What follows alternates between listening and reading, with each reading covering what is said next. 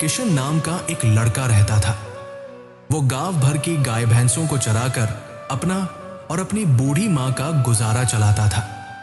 उसके पिता का बचपन में ही देहांत हो गया था और अब वो अपनी माँ के साथ एक टूटे फूटे छप्पर में रहता था।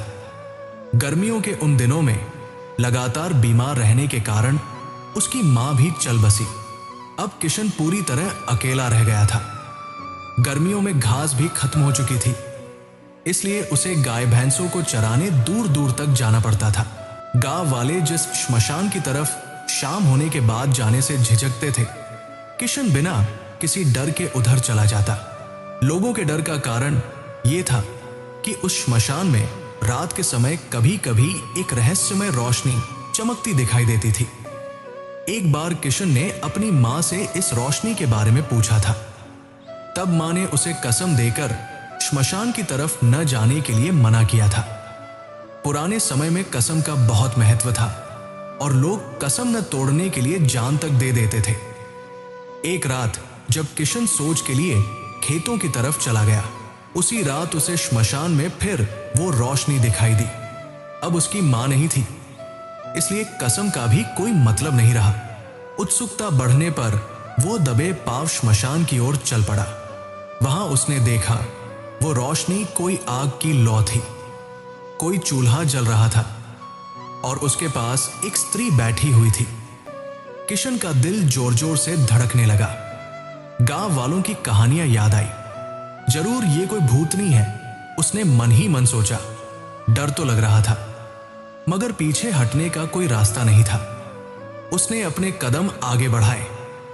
जैसे जैसे वो करीब पहुंचा, उस स्त्री का रूप साफ होता गया। वो एक युवती थी, अद्भुत सुंदरता की।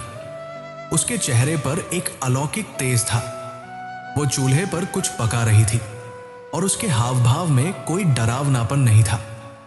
किशन हैरान था, इतनी सुंदर औरत यहां इस उजाड़ श्मशान में क्या कर रही है।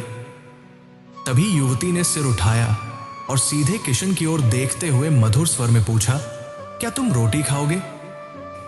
मगर उसके मुंह से बिना सोचे समझे हाँ निकल गया। युवती ने एक पत्ते पर साग रोटी परोसकर उसे दी। किशन ने जैसे ही पहला कौर मुंह में डाला, वो चकित रह गया।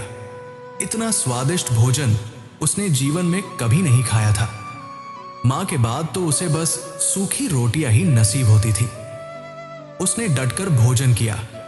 पेट भर जाने के बाद उसने डकार ली और बोला, बहुत स्वादिष्ट खाना बनाया है तुमने। युवती मुस्कुराई, अगर तुम मेरे साथ चलो तो तुम्हें रोज ऐसा ही स्वादिष्ट भोजन मिलेगा। खाने का लालच और अकेलेपन की वजह से उपजी तलाश किशन के लिए इस प्रस्ताव को ठुकराना मुश्किल बना रही थी। उसने बिना सोचे समझे हामी भर दी। युवती ने तुरंत अपनी चुनरी उतारी और किशन के ऊपर डाल दी। चुनरी के स्पर्श मात्र से ही किशन का सब कुछ अंधेरा हो गया और वो बेहोश होकर जमीन पर गिर पड़ा। जब उसकी आंखें खुली तो वो स्वयं को एक भव्य महल के सुसज्जित कक्ष में पाया। चारों ओर रेशम के पर्दे, सोने चांदी के बर्तन और खुशबूदार फूल थे।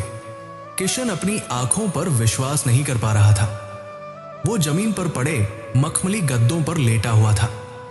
तभी दरवाजा खुला और वही सुंदर युवती अंदर आई। उसने किशन को देखा और मधुर स्वर में हंसते हुए कहा, उठो, हम तुम्हें स्नान कराते हैं। किशन उसके पीछे पीछे चल पड़ा। वो कुछ पूछना चाहता था, मगर हर बार युवती उसे चुप रहने का इशारा कर देती। आखिरकार उसने सोचा, जो होगा देखा जाएगा। वैसे भी मेरे पास खोने के लिए कुछ भी नहीं है। स्नानागार एक अलग ही दुनिया थी। वहां 2 अधेड़ उम्र के सेवकों ने उसे चांदी के टब में बैठाकर सुगंधित तेलों और इत्र से स्नान कराया। फिर उसे नए महीन रेशम के वस्त्र पहनाए गए। जब किशन ने शीशे के सामने खड़े होकर अपने आप को देखा तो वो अपनी ही शक्ल पर हैरान रह गया। वो साधारण सा गवार चरवाहा कहा, और ये राजकुमार जैसा रूप कहां से आ गया? तभी एक और सुंदर युवती कक्ष में आई और उसका हाथ पकड़कर एक दूसरे कमरे में ले गई। वो कमरा भोजन कक्ष था, जहां एक लंबी मेज पर तरह तरह के पकवान, मिठाइयां और फल सजे हुए थे। खाने की सुगंध से किशन के मुंह में पानी भर आया। वो खाने की ओर बढ़ा ही था कि युवती ने उसका हाथ थाम लिया और बोली, ये सब खाना तुम्हारे लिए ही है, मगर खाने से पहले तुम्हें एक शर्त माननी होगी। उसने तुरंत कहा, जो भी शर्त हो मैं मानने को तैयार हूं। युवती बोली, तुम्हें हमारे लिए भैरव बाबा को यहां लेकर आना होगा। किशन के लिए यह कोई मुश्किल काम नहीं लगा। भैरव बाबा गांव के एक तांत्रिक थे जिनसे किशन और उसकी मां का पुराना नाता था। जरूरत पड़ने पर बाबा ने उनकी मदद भी की थी।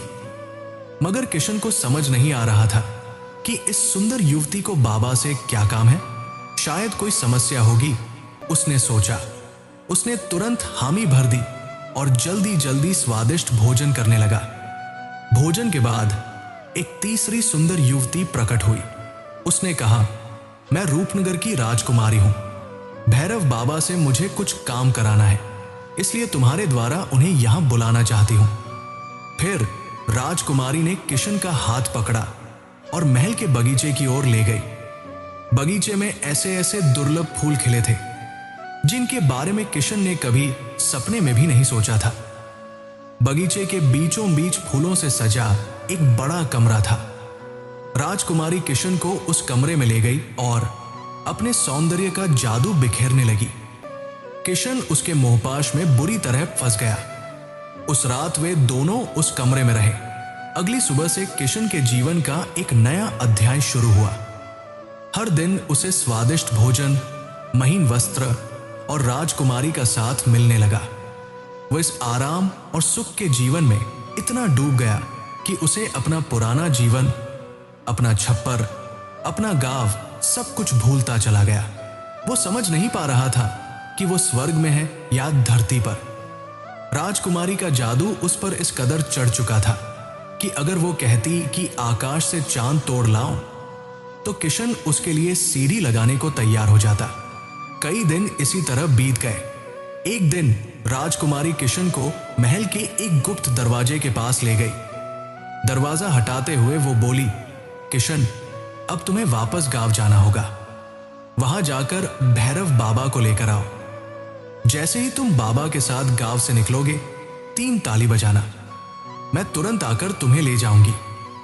किशन ने सहमति में सिर हिलाया। राजकुमारी ने फिर से अपनी चुनरी उसके ऊपर डाल दी और किशन फिर बेहोश हो गया। जब उसकी आंखें खुली, नदी किनारे स्थित एक पुराने बरगद के पेड़ के नीचे लेटा हुआ था। उसके शरीर से राजसी वस्त्र गायब थे और वो फिर से फटे पुराने कपड़े पहने हुआ था। उसे बहुत दुख हुआ, मगर फिर उसने सोचा, चलो भैरव बाबा को लेकर जल्दी से वापस चलते हैं, फिर वही सुख सुविधा वाला जीवन मिलेगा। वो उठा और गांव की ओर चल पड़ा। रास्ते में उसे कुछ गांव वाले मिले, मगर हैरानी की बात यह थी कि कोई भी उसे देख नहीं पा रहा था। लोग सीधे उसके शरीर से होकर गुजर रहे थे, मानो वो हवा हो।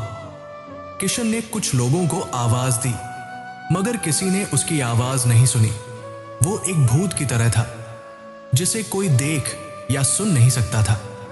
ये बात उसे डराने के बजाय और भी उत्सुक बना रही थी। आखिरकार वो भैरव बाबा की कुटिया की ओर चल पड़ा। भैरव बाबा की पत्नी, एक सुंदर और गंभीर महिला, ने दरवाजा खोला। उसने किशन को देखते ही पहचान लिया और बोली, अरे किशन, तुम इतने दिन कहाँ थे? बाबा तो किसी काम से बाहर गए हैं, शाम तक लौटेंगे। किशन ने राहत की सांस ली कि कम से कम बाबा की पत्नी तो उसे देख पा रही थी। वो कुटिया के बाहर बैठकर बाबा का इंतजार करने लगा। शाम होते होते भैरव बाबा वापस आए। जैसे ही उनकी नजर किशन पर पड़ी, उनके चेहरे के भाव बदल गए। उनकी भौहें तन गई और आंखों में एक गहरी चिंता उभर आई। बिना कुछ कहे उन्होंने किशन का हाथ पकड़ा और उसे कुटिया के पीछे ले गए। वहां उन्होंने कुछ मंत्र बुदबुदाए और अचानक ही दोनों के सामने एक झोपड़ी नुमा दरवाजा प्रकट हो गया। अंदर जाकर किशन हैरान रह गया। बाहर से तो वो एक साधारण झोपड़ी लग रही थी, मगर अंदर एक विशाल खंडहर हो चुका महल था। बाबा ने वहां खड़े होकर मंत्रों का जाप शुरू किया। ऐसा लग रहा था मानो वो इस खंडहर के हर कोने से परिचित हो। फिर वो एक गोल पत्थर के पास गए और उसे हटा दिया। पत्थर के नीचे एक गुप्त सुरंग का रास्ता था। बाबा किशन को संकेत करते हुए अंदर उतरे। कुछ देर चलने के बाद वे एक खुले स्थान पर पहुंचे जहां बाबा ध्यान मुद्रा में बैठ गए। किशन, बाबा ने गंभीर स्वर में कहा, तू कहां जाकर फंस गया है? मैं और तेरी मां तुझे हमेशा समझाते थे कि श्मशान की तरफ रात के समय मत जाया करो। किशन ने डरते डरते अपनी पूरी कहानी बाबा को सुनाई। श्मशान की रोशनी, सुंदर युवती, स्वादिष्ट भोजन, राजमहल और राजकुमारी का प्रस्ताव। बाबा का चेहरा और भी गंभीर हो गया। उनके माथे पर बल पड़ गए। वो बोले, किशन, तूने उसके साथ शारीरिक संबंध बनाकर बहुत बड़ी गलती कर दी। मैं तो ये सोच रहा हूं कि तू जिंदा कैसे बच गया। किशन हाथ जोड़कर बोला, बाबा, खाने पीने और आराम के लालच में मैंने ये सब किया, मगर जब से गांव आया हूं तब से पता चला कि मुझे कोई देख भी नहीं सकता। अब तो मैं भी उससे छुटकारा पाना चाहता हूं। बाबा ने कुछ पल आंखें बंद करके सोचा, फिर कहा, तुझे उस जाल से छुड़ाने के लिए मुझे बहुत बड़ी कीमत चुकानी पड़ सकती है। सुन किशन, मैं तुझे एक सच्चाई बताता हूं। जो युवती मेरे साथ रहती है वो मेरी पत्नी नहीं बल्कि एक भूतनी है। मैंने उसे अपने वश में किया हुआ है और जिस राजकुमारी ने तुझे फंसाया है वो उसी भूतनी की बहन है। वो तुझे माध्यम बनाकर मुझे वहां ले जाना चाहती है ताकि वो अपनी बहन को मेरे कब्जे से आजाद करा सके। किशन को गहरा धक्का लगा। बाबा के साथ रहने वाली वो साधारण सी दिखने वाली युवती भी एक भूतनी थी। अब उसे समझ आया कि उसने कैसे उसे एक नजर में ही पहचान लिया था। बाबा बोले, किशन, अगर तू समझदारी से काम ले तो ये भूतनी तेरे साथ पत्नी बनकर रह सकती है, नहीं तो तेरी जान को खतरा है। बता, तू तैयार है? उसने हाँ में सिर हिला दिया। बाबा ने अपने थैले से एक चमकदार चुनरी निकाली और कहा, देख किशन, ये उसी युवती की चुनरी है जो मेरे साथ रहती है। जब तक ये चुनरी मेरे पास है तब तक वो मेरे वश में रहेगी। तुझे भी उस प्रेतनी की चुनरी को अपने कब्जे में लेना होगा। ये सुनकर किशन के मन में उस सुंदरी को हमेशा के लिए पाने की लालसा जाग उठी। बाबा ने आगे कहा, अगर मैं तेरे साथ चला तो वो शक करेगी और हमारा सारा प्लान फेल हो जाएगा। इसलिए तुझे अकेले ही जाना पड़ेगा। मैं तुझे एक जादुई गोली देता हूं। जैसे ही तू उसकी चुनरी को अपने कब्जे में लेगा, तुरंत इस गोली को मुंह में डाल लेना। मैं तुझे वहां से खींच लूंगा। याद रखना, मेरी विद्या वहां सिर्फ एक पहर, लगभग 3 घंटे तक ही काम करेगी। किशन अब एक भारी संकट में फंस चुका था, मगर वापस जाने के अलावा उसके पास कोई रास्ता नहीं था। उसने बाबा से पूछा, लेकिन बाबा, जब मैं वहां जाऊंगा तो वो पूछेगी कि मैं आपको क्यों नहीं लेकर आया, तब मैं क्या जवाब दूं? बाबा ने कहा, तू कह देना कि तूने मुझे बांधकर एक गुप्त जगह पर छुपा दिया है। बस तू कोशिश करना कि उसकी चुनरी तेरे हाथ लग जाए। इतना कहते ही बाबा ने अचानक किशन के गाल पर जोरदार थप्पड़ लगाया। किशन को झटका लगा और वो बेहोश हो गया। होश आया तो वो फिर से उसी श्मशान के पास पड़ा था। आधी रात हो चुकी थी। किशन ने बाबा की बताई विधि के अनुसार 3 ताली बजाई। तुरंत ही उसे एक तेज झटका लगा और वो फिर से उसी राजमहल में पहुंच गया। वहां पहुंचते ही उसकी नजर उस सुंदर प्रेतनी पर पड़ी जिसके चेहरे पर गुस्सा था। उसने कड़कती आवाज में पूछा, भैरव बाबा कहाँ है? किशन ने बाबा द्वारा सिखाए अनुसार झूठी कहानी सुनाई। प्रेतनी को पूरा भरोसा तो नहीं हुआ, मगर उसने विश्वास कर लिया। कुछ देर बाद वही 2 बुजुर्ग सेवक आए और किशन को स्नान कराकर निर्वस्त्र अवस्था में बगीचे वाले कमरे में ले गए।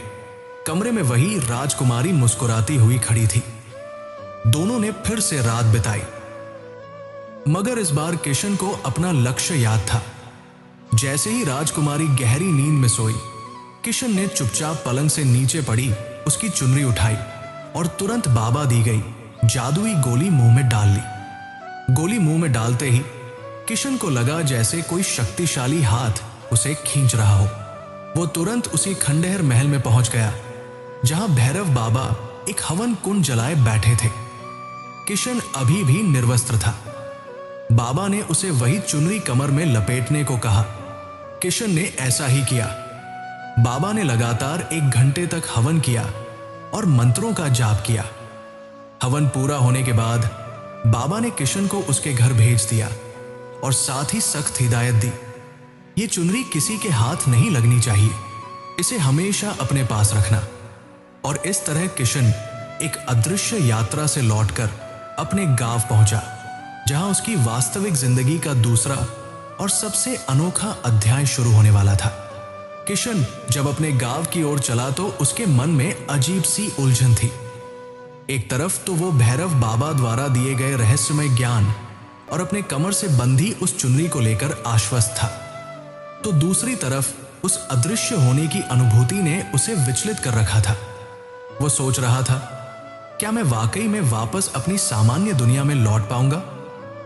आधा रास्ता तय करने के बाद अचानक उसका बचपन का दोस्त कलवा सामने आ गया। कलवा ने उसे देखते ही पुकारा, अरे किशन, तू इतने दिन कहां गायब था? सबने सोचा तो कहीं चला गया, और ये औरतों की चुनरी तूने अपनी कमर में क्यों बांध रखी है? कलवा की ये बात सुनकर किशन के चेहरे पर राहत की लहर दौड़ गई। उसे देखा जा सकता था, वो फिर से सामान्य हो चुका था। उसने एक गहरी सांस ली और झूठ बोलते हुए कहा, अरे यार, कुछ जरूरी काम से दूसरे गांव चला गया था, ये चुनरी वहां किसी ने भेंट की थी। कलवा ने उसकी बात पर ज्यादा जोर नहीं दिया और गांव की ताजा खबरें सुनाने लगा।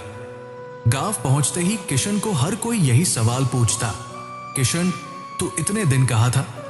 और किशन सबको वही झूठी कहानी सुनाता रहा। जब वो अपने टूटे फूटे छप्पर में पहुंचा तो उसे एक अजीब सी शांति महसूस हुई। ये उसका अपना घर था, अपनी मिट्टी। उसने चुनरी को अपनी कलाई पर मजबूती से बांध लिया और पुरानी चारपाई पर लेट गया। शरीर और मन की थकान ने उसे जल्दी ही गहरी नींद में सुला दिया। थोड़ी देर बाद उसे चूड़ियों की खनखनाहट की आवाज सुनाई दी। आवाज इतनी मधुर और नजदीक थी कि उसकी नींद टूट गई। उसने आंखें खोली तो देखा कि वही सुंदर प्रेतनी, जिसे वह राजकुमारी समझता था, उसके घर के चूल्हे के पास बैठी रोटी बना रही थी। उसके हाथों में चूड़ियां थी और चेहरे पर एक सहज गृहिणी जैसी मुस्कान। किशन की आंखों के सामने यह दृश्य एक सपने जैसा था। प्रेतनी ने मुड़कर देखा और मीठे स्वर में बोली, उठ गए, रोटी तैयार है। किशन खुशी से भर गया। यह कोई सपना नहीं, हकीकत थी। भैरव बाबा की विद्या ने काम कर दिया था। अगली सुबह भैरव बाबा ने आकर किशन और प्रेतनी का विधिवत विवाह करा दिया। गांव वालों के लिए यह एक आश्चर्य था कि किशन जैसा गरीब लड़का इतनी सुंदर स्त्री को कहां से ले आया, मगर विवाह के बाद सबने उसे स्वीकार कर लिया। किशन का जीवन पूरी तरह बदल गया। भैरव बाबा ने उसे तंत्र विद्या की बारीकियां सिखाना शुरू किया। किशन, जो कभी सिर्फ एक साधारण चरवाहा था, अब गांव वालों की छोटी मोटी समस्याओं, बीमारियों और परेशानियों का समाधान करने लगा। धीरे धीरे उसकी गिनती गांव के सम्मानित लोगों में होने लगी। प्रेतनी, जिसका नाम अब लोगों ने कमला रख दिया था, गांव की औरतों के साथ घुल मिल गई। वो मीठा बोलती, सबकी मदद करती, मगर एक बात सबको हैरान करती थी, वो कभी बूढ़ी नहीं होती थी। साल बीतते गए मगर उसके चेहरे पर एक भी झुर्री नहीं आई। उसका रूप वैसा का वैसा ही रहा। गांव वालों ने इसे भैरव बाबा और किशन की तांत्रिक शक्तियों का करिश्मा मानकर स्वीकार कर लिया। किशन और कमला के 2 पुत्र हुए। बड़े का नाम भोला रखा गया और छोटे का नाम श्याम। दोनों बच्चे एकदम सामान्य और स्वस्थ थे। समय बीतता गया। किशन ने मेहनत करके अपनी जमीन खरीदी और एक सफल किसान बन गया। गांव वालों ने उसे बैलगाड़ी भेंट की। उसका परिवार अब समृद्धि और खुशहाली से भर गया। लड़के बड़े हुए, जवान हुए और उनके विवाह हो गए। किशन के घर में 2 बहुएं आ गई। अब उसका छोटा सा परिवार एक बड़े संयुक्त परिवार में बदल चुका था। मगर आज भी कमला उतनी ही युवा और सुंदर दिखती थी जितनी पहले दिन थी। बहुएं अपनी सास से उम्र में भी छोटी लगती थी। ये बात कभी कभी उनके मन में सवाल खड़े कर देती, मगर वे चुप रहती। एक दिन पड़ोस में एक समारोह था। सबने किशन की पत्नी से नाचने का आग्रह किया। उसने कहा कि बिना अपनी चुनरी के वो नहीं नाच सकती। किशन ने सोचा कि अब तो परिवार बस गया है, वो कहां जाएगी। ये सोचकर उसने चुनरी दे दी। चुनरी ओढ़कर प्रेतनी ने नाचना शुरू किया और नाचते नाचते वो हमेशा के लिए गायब हो गई। एक पल के लिए सन्नाटा छा गया, फिर अफरातफरी मच गई। सबको अब समझ में आ गया था कि कमला कोई साधारण स्त्री नहीं, बल्कि एक प्रेतनी थी जो चुनरी के जादू से बंधी हुई थी। किशन वही खड़ा रह गया, अपनी भूल पर पश्चाताप करता हुआ। उसकी आंखों के सामने से उसका सुख चैन, उसकी पत्नी, उसके बच्चों की मां, सब कुछ छिन गया था। गांव वाले अब उसके परिवार को भूतनी का कुंबा कहकर बुलाने लगे। मगर किशन के बेटे भोला और श्याम पूरी तरह सामान्य इंसान थे। उन्होंने और उनकी पत्नियों ने गांव वालों के व्यवहार को नजरअंदाज करते हुए सबके साथ मिलजुल कर रहना जारी रखा। किशन ने फिर कभी शादी नहीं की। वो अपने बच्चों और पोते पोतियों के साथ रहा।